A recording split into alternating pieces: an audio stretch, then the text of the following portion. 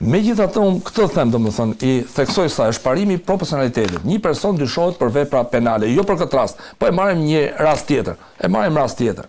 Një ministër rrezikon, domethënë po marrim rast hipotetik. X ministër. Rrezikon lidhje me grupet kriminale të bëjë vepra të tjera. Neve themi jo, ne duam në detyrë se duhet të funksionojë shteti, se do vjen firmat. Tani, një person që dyshohet për vepra penale janë dy mjete, mjetet procedurale dhe mjetet morale. Mjetet morale, siç ndodhi me Frederica Mogherini, dha dorëheqjen nga gjithë vendet e punës, u mor nuk është marrë as e pandehur, por nën e tij u bën një kontroll, stop, tha unë nuk mund të rrim. Ktu s'ndodh ajo. Kjo hiku e para. Pra neve synojnë të shkojmë në Evropë, ndërkohë që praktikisht jemi shigjet tjetër. Pra domethënë nuk njihet kjo punë. Domethënë aty. Dhe e dyta këto raste kur ka vepër penale prevalon kodi i procedurës penale. Është interesi publikut.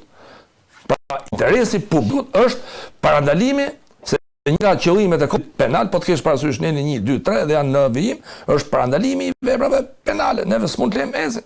Dhe detyrat e policisë shtetit janë vënë në 30 kodit kodit penale. Po mirë, zonë prokuror, kur nuk ekziston ki morali i dorëheqjes si në BE, me çfarë morali apo imoraliteti tentojmë të shkojmë BE?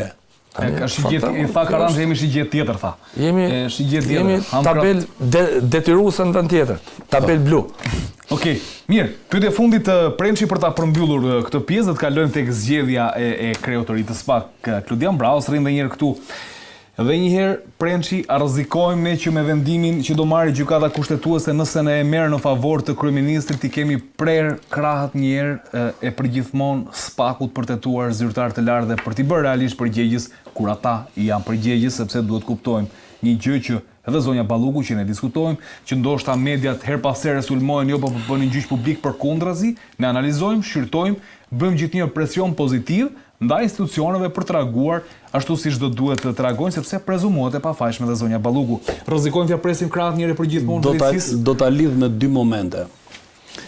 Do ta lidh me prezencën e gjithë ambasadave të akredituara në Republikën e Shqipërisë në procesin e përzgjedhjes së kandidaturës për kreun e SPAK-ut. Po kështu edhe të BK-s.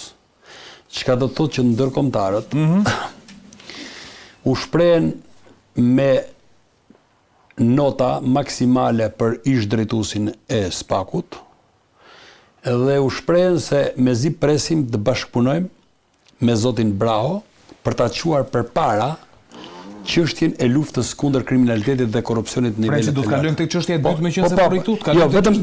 Vetëm ta e bëra këtë lidhje.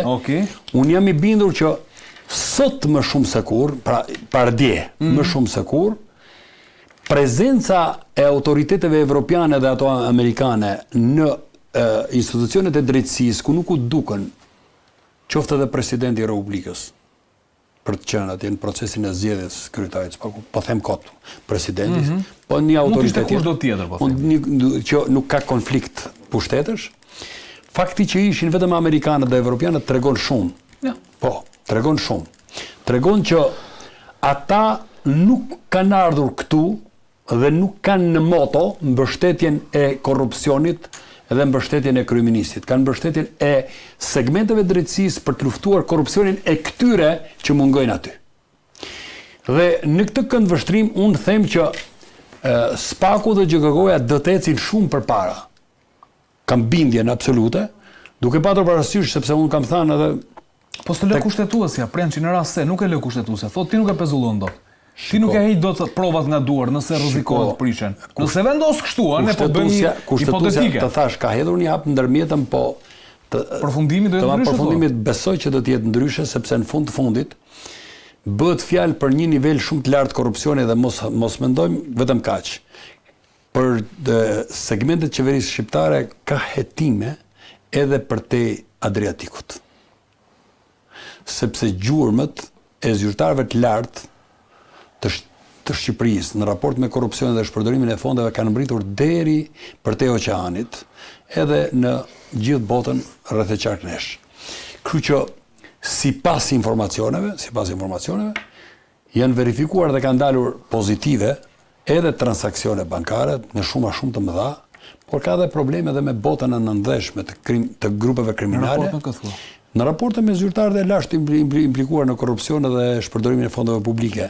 Dhe besoj që këtë informacione kanë më detajuar ndërkombëtarët. Këta zotërin këtu. Po këto e kanë informacionin.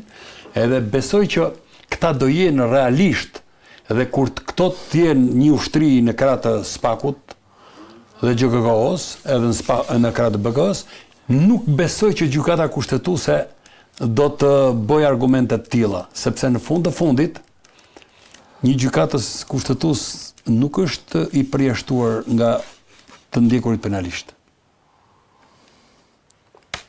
Sepse nëse sigurohen prova që format e intimidimit të gjykatës kushtetuese janë të paligjshme, nga mund të fillojnë edhe hetimin ndaj tyre.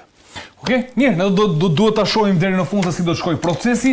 Siç e tham edhe një herë, zonja Balluku është rikthyer për 40 ditë në krye të Ministrisë së Infrastrukturës dhe Energjisë dhe si zëvendëse e kryeministrit, pra si zëvendës kryeministre.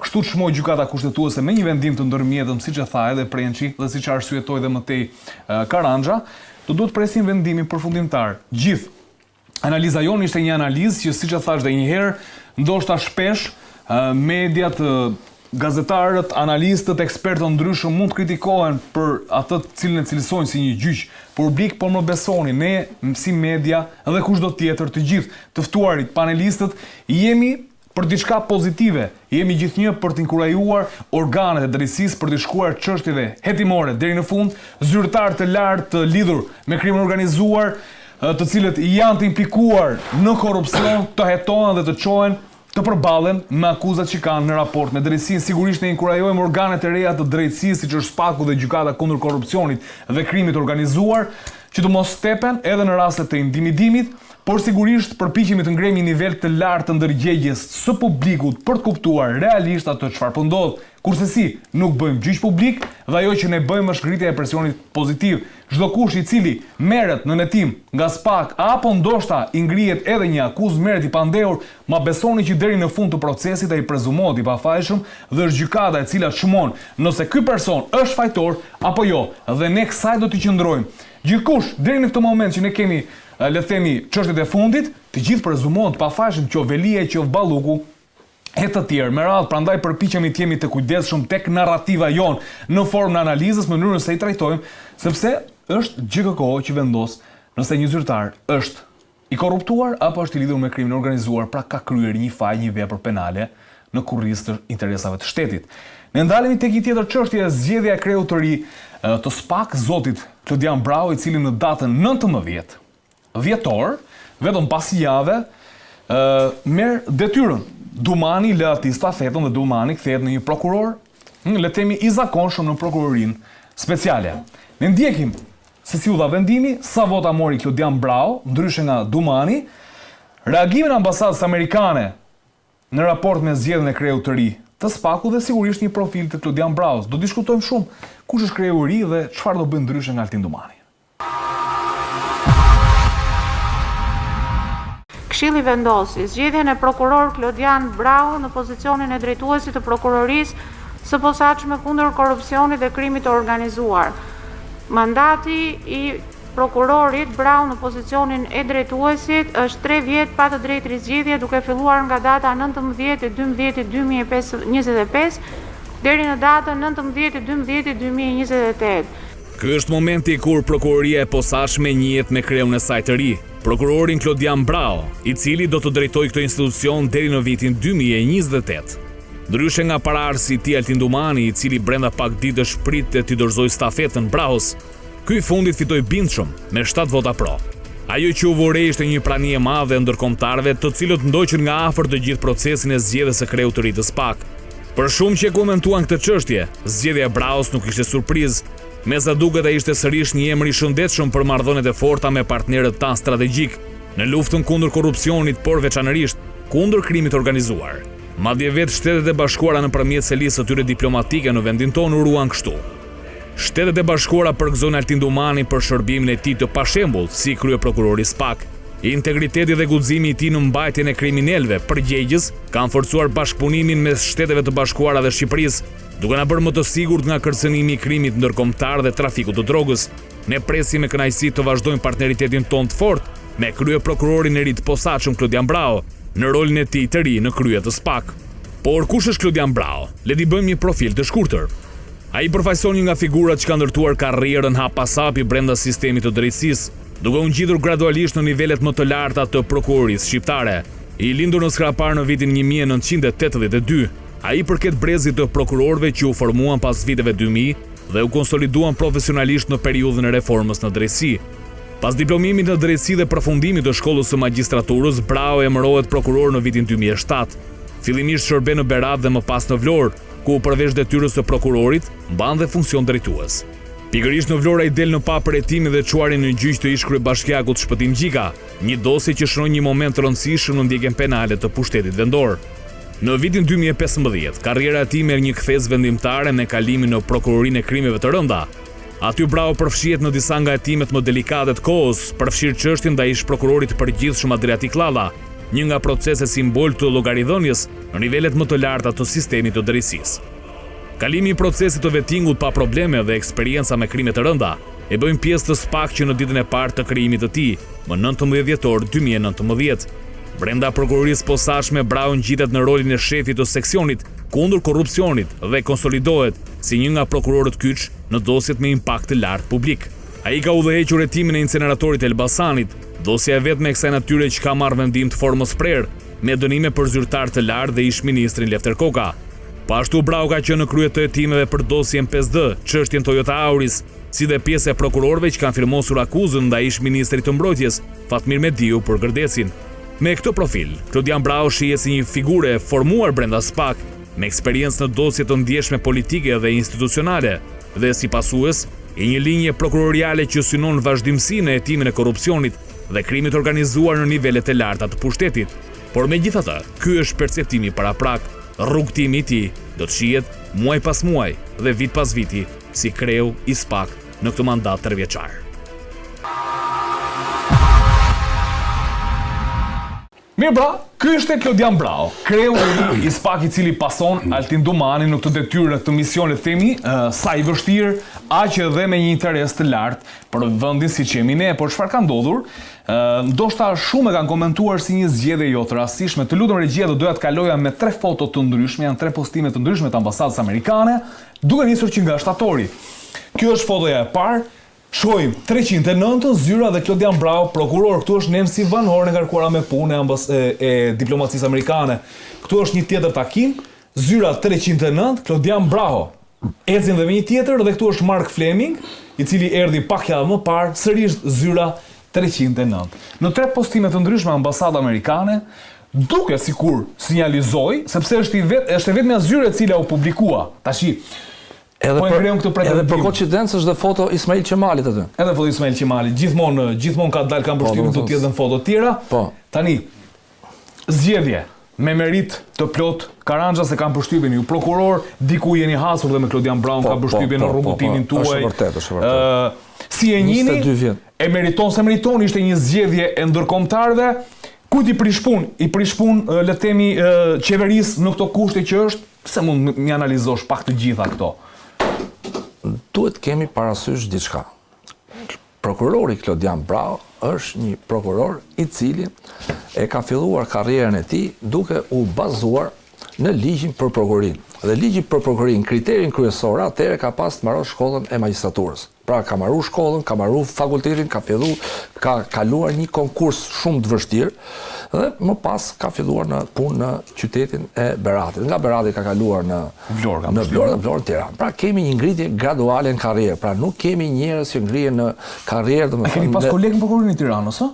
Apo jo, nuk ka qenë? Në prokurinë e krimeve të rënda. Ka qenë në krimet të rënda, kaloi te krimet të rënda, okej. Ka kaluar. Ka qenë prokuror që ka kaluar presione ndryshme, po të kemi parasysh, janë bërë presione ndryshme mediatike, nuk ka lçu i dhav goje. Se të kemi parasysh ke edhe prokurorë tjerë që janë qarë, kuptimi që ankohem, kam frikë nga media, kam frikë nga portali, këtë nuk e kom gjuhë një që të ketë frikë nga një portal. Shef punën e tij, pra kjo është diçka pozitive. Domethënë që presioni është presion. Tek disa njerëz është ndryshe. Edhe Premçi kur ka qenë punë, ka pas presion e gjithë që kemi po, sepse puna që ke të bësh me njerëz do kesh dhe kundër përgjigje. Pra, edhe është ligji i fizikës, kur godet do kesh dhe kundër përgjigje. Tani, këtu kishim një konkurim. Marrim dhe kandidatë të tjerë. Elvin Gogaj, Doloreza Musabelliu, e cila mori 0 vota, nuk e kuptuam. Nuk e kuptuam, se aty në këshill kishte edhe 3 kandidate femra, megjithatë. Adnan Xholi dhe i zgjedhuri apo zgjedhuri. Marrim Adnan Xholin ta analizojmë se edhe Adnan Xholi është një karrierë shumë gjatë, karrierë si drejtues, karrierë me çështje të rënda, problematika, domethënë nga krimi organizuar, të cilët ka kërcënuar familjen. Domethënë ke shumë, por një prokuror me një njohje shumë të mirë të ligjit procedurial. Pra punon vetë, bën çështje, sepse ke shumë një kategori prokurorëve, nuk po them për spamën e tjerë, i marrin gati me fleshe, vjen vetëm firma. Por ky është prokuror që ulet dhe punon vetë. Dolores Musabelliu. Marrin dhe Dolorezi është një prokurore e cila ka vite, ka filluar që nga krimet e rënda që kanë qenë dhe ka pothuajse të gjithë karrierën e vet e ka te krimet e rënda. Pra e njeh mirë atë, njeh mirë procedurën, njeh mirë komunikimin, njeh mirë marrëdhëniet procedurale, se shumë e rëndësishme marrëdhënia procedurale. Dhe po të veshre, të gjithë konkurrentët thonin puna në grup, sepse në SPAK në një farë kohë, në kohën e Dumanit ka pasur përplasje që për mua nuk është mirë që përplasjet të bëhen publike midis oficerëve të policisë dhe prokurorit.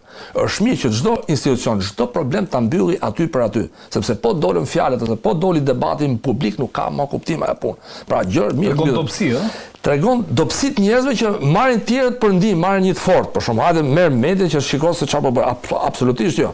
Institucion është ato gjërat mbyllen aty për aty dhe puna ecën para. Dhe të 4 kandidatët të thënë punë në grup dhe Elvin Goga është një prokuror i vjetën në detyrë, ka qenë titullar, prokuror korrekt, domethënë në lidhje me se korrektësia është në punë, është tek gjitha, në komunikimi me tretët, orari i punës, puna, komunikimi, bërje e akteve procedurale. Pra kemi një garë midis, domethënë siç thuhet, siç është thonë, domethënë drejt latinisht primur inter pares, domethënë do zgjidhet i pari midis të barabartëve. Domethënë është një punë, ka qenë një punë e vështirë dhe e KLP-s. Pra kush t'i japi votat, ka qenë dhe lobim që është bërë nga këta, domethënë nuk është lobim i ligjshëm për punën e votave. Tani dalin tek mbështetja, tek zyra numër 309 që dilte 309, po. Me që po të fiksohemi. Është një sugjerim më saktë edhe ndërkombëtarët. Kjo foto tregon një farë dashamirësie. Pra, zyra numër 309. Shiko, ky është, domethënë është një farë mbështetje. Pra, faleminderit regjia. Po, ja, edhe pas ka kapur aty në set. Keli i bën korrekord shqyrë. Jo, Keli është fiks. Faleminderit. Madje edhe numrin që i kërkohen na dha. Pra kemi një mbështetje. Tani, edhe janë përfaqësuesët amerikanë. Çfarë duhet ndalojmë te amerikanët një diçka? Janë të vetmit sot që po thonë të vërtetën. Mos harron deklaratën e Keith Self në Kongres. Apo kongresmeni amerikan, i cili pranon edhe problemet që ka Shqipëria. Shqipëria sot ka problem me korrupsionin, ka problem me krimin organizuar dhe drogën, por ka dhe i problem tjetër, që është shkatruar sistemi i drejtësisë. Nga 16.000 çështje, sot kanë arrit 200.000, dhe këtë po e thonë vetëm amerikanët. Askush tjetër nuk po thotë. Dhe në raportet e Evropës, jo se kam gjë kundër, po duhet thuhet e vërteta, që sistemi gjyqësor është shkatruar. Është bllokuar. Është bllokuar, është shkatruar se mbyll vjen një moment ka për shpërthyer. Madje bëj një interpretim që për të marrë drejtësinë në Shqipëri duhen nga 15 deri 20 vjet. E thoshin amerikanët hapur. Po pse nuk e thon evropianët këtë? Janë pak burokratik. Prandaj, duke qenë miq tan të përhershëm dhe këta mendoj që këtë herë kanë mendu, kanë bërë dhe sugjerim dhe veta dhe Klodian Brau do vazhdoj në rrugën e zotit Altin Dumani. Pra, tashi do jetë më mirë apo më pak apo shumë, po them që institucioni SPAK-ut shoh diçka pozitive, një dritë pozitive, pavarësisht se ishte një konkurim, të 4 kandidatët janë aty. Të 4 kandidatët sot kanë çështje shumë të rënda, duke filluar nga Adnan Xholi, qoftë Dolorezi, qoftë Elvin Goga, qoftë vetë Klod Brau. Pra duhet mbledhin forcat, të bashkohen dhe të çojnë përpara SPAK-ut. Okej, faleminderit Karanja dhe për profilet që bëre për të gjithë kandidatët dhe për Klodian Brau. Prençi, një emër i cili ishte paracaktuar në krye të SPAK, si lexoni, dhe e dyta, kush do jetë mandati më i fortë në këtë rrugëtim le të themi 9 vjeçar. Ndoshta i Krajës është një rrugtim i fillestar, po mbetet një garë midis Dumanit edhe Klodian Braus.